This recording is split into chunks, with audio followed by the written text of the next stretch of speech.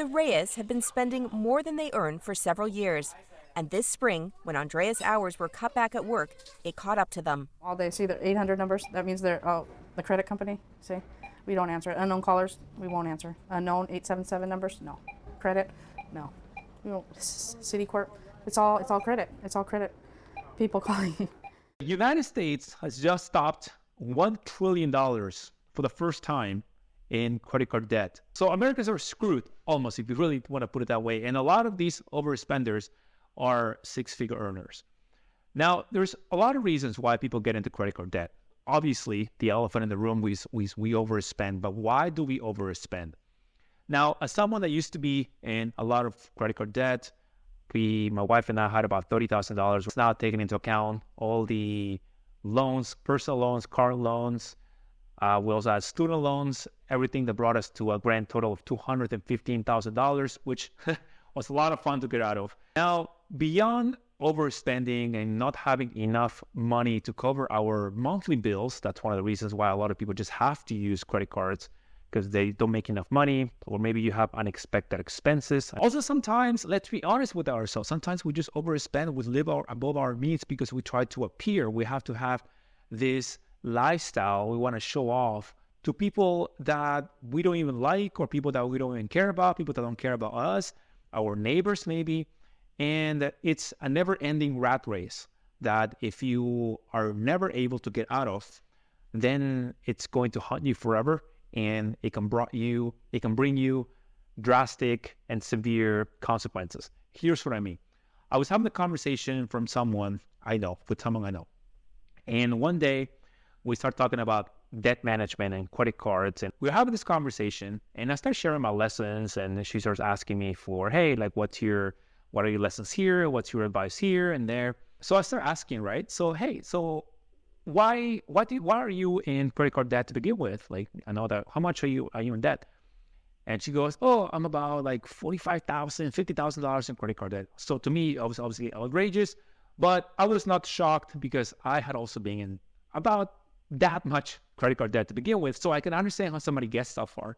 Now, keep in mind, this person just started her career when it comes to corporate America, and she's about 2-3 years into her career. She was making about $70,000, which is not bad for somebody that is single and in the Washington, D.C. area. And she was saying, that's because I like to buy new clothes, accessories. I like to get things done on a monthly basis. A lot of that was to enhance her physical appearance. Why do you want to enhance your physical appearance? Why do you want to get all these accessories?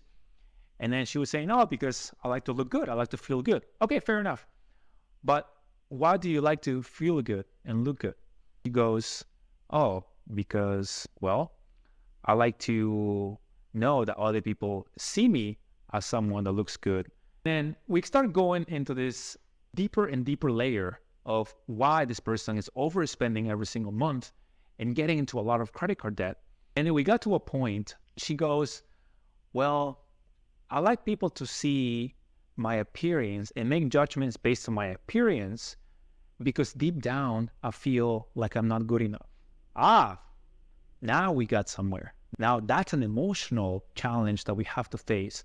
It was mainly insecurity that was driving this person to make this fake confident persona that was based on external validation, and all of that came from not feeling enough deep down. So she was trying to basically make up for the fact that deep down she did not feel good enough. She did not feel worthy, and she felt almost the need to overspend. I live in an area where there's a lot of people that have really nice cars, and there's people that have like Range Rovers. There's like new cars popping up here and there, and I don't care. Do you think I care? I'm still driving my 2006 Toyota Corolla.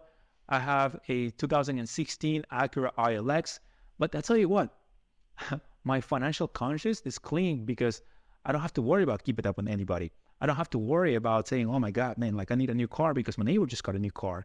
And let me tell you, when I used to work at a bank, this was back in 2008, before I started university. Now, at this time, I was working at a bank, and there's this lady, right? A tiny lady comes into the bank, the branch, and she makes a deposit. It was a $15 $1,500 check. And I'm like, wow, it's actually a nice check back then. Gives me her check, I deposit it, and she walks away, right? She goes, and so I put her money into her account, and as somebody that works at a bank, you can see people's balance and how much money they keep throughout the month and whatnot.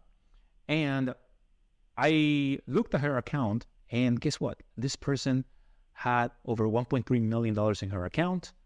And guess what she was driving? She was driving a beat-up Toyota Camry. This person was an everyday millionaire that just happened to not care about what other people were saying. There was she was secure in who she was, and she didn't need to flash her belongings. She didn't need to flash her lifestyle. She was just keeping it quiet. Now, why am I saying all this? Many times when we get into credit card debt, we think it's just a matter of, oh, I just gotta get my budget in order.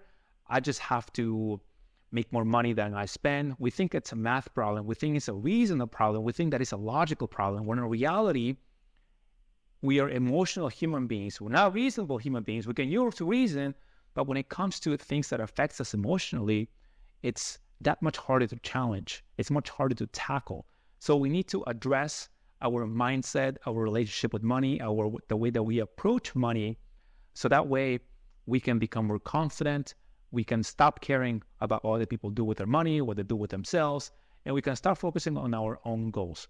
So once we make that mindset shift, once we understand that we are good enough, once we understand that we are worthy of the things that we have in the world, once we know that we are worthy of respect, especially when we respect ourselves first, then we don't have to make this fake lifestyle and fake appearance to the world just so that we feel accepted, just so that we make it seem to other people that we got our stuff together and we have this wonderful lifestyle. Because at the end of the day, even if we accomplish all of that and we have that external validation from the world, and we're spending all this money to have a nice car, to have nice clothes, to have a nice house, when deep down we are in such a hole of debt, I don't know about you, but personally, I would feel hollow.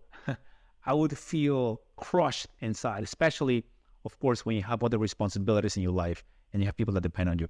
Anyway, so it was something that came to mind, and with $1 trillion of credit card debt, I wonder how many people are now dealing with this insecurity of not feeling good enough inside. That's leading them to overspend, and then that overspending is trapping them in a never-ending rat race, that if they don't address their mindset and their confidence and their insecurities, regardless of how much money they make, they're never going to be able to get out of that rat race of appearances and keeping up with the Joneses.